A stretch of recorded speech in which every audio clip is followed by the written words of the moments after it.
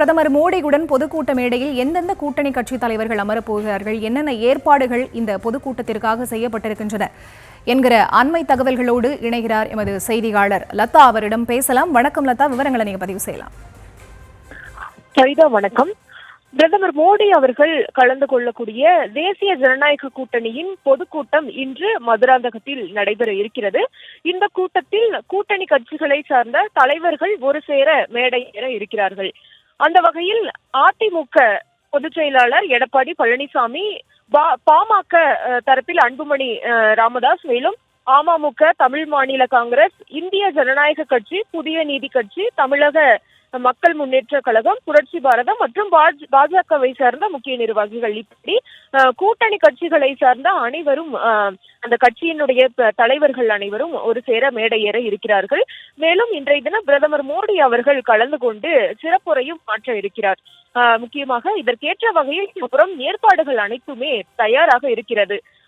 Parking வசதியாக இருக்கட்டும், பிரம்மாண்ட மேடை, 1.5 லட்சம் இருக்கைகள் போடப்பட்டு இருக்கிறது.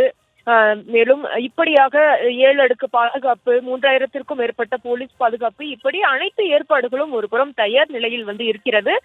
மேலும் 2:30 மணி அளவில் சென்னை விமான நிலையம் வரக்கூடிய பிரதமர் மோடி அவர்கள் அங்கிருந்து மதுராந்தகத்திற்கு ஹெலிகாப்டர் மூலம் வந்தடைய இருக்கிறார்.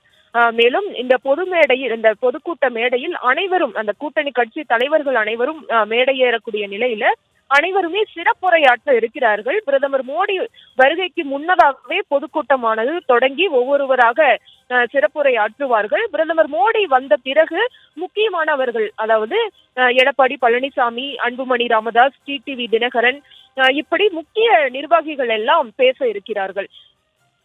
இவர்களினுடைய பேச்சு என்பது முக்கியமாக என்டிஏ கூட்டணி தமிழகத்தில் எவ்வளவு வலுவாக இருக்கிறது, எங்களினுடைய கூட்டணி வெற்றி கூட்டணி, எங்களுடைய கூட்டணி திமுகவை வீழ்த்தக்கூடிய கூட்டணி, இப்படி கூட்டணியை எவ்வளவு வலுவாக இருக்கிறது என்பதை மக்களிடையே உணர்த்தக்கூடிய வகையில இந்த கூட்டமும் அவர்களினுடைய பேச்சும் அமைய இருக்கிறது. அது மட்டும் இல்லாமல் வழக்கம் போல திமுகவினுடைய அந்த திமுக ஊழல், வாரிசு அரசியல், இது மாதிரியான விஷயங்களை வழக்கமாக பாஜக அதிமுக பேசக்கூடிய விஷயங்கள், சட்ட ஒழுங்கு பிரச்சனை, பெண்கள் பாதுகாப்பு, இப்படியான பல்வேறு விஷயங்களையும் ஒரு சேர அவர்கள் பேச இருக்கிறார்கள்.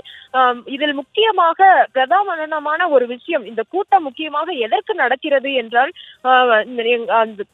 என்டிஏ கூட்டணி எவ்வளவு வலுவாக இருக்கிறது என்பதை தமிழக மக்கள் உணர்வதற்காக நடக்கக்கூடிய ஒரு கூட்டமாக தான் இது ஏற்பாடு செய்யப்பட்டிருக்கிறது.